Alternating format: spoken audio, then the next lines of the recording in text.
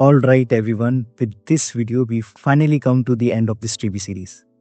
We literally started from very much basics and we did cover the real world scenarios. My goal was always to make things very much simpler so that you can understand it and apply it into your own projects and into the production system. Right. Till now, if you have followed this video and this series, this will literally help you in applying this knowledge into your company, into your production system, into your projects, so that you can protect your system, your environment before the issue actually occurs. You can scan it into your local, you can protect your Docker images, you can even protect your GitHub repository, right?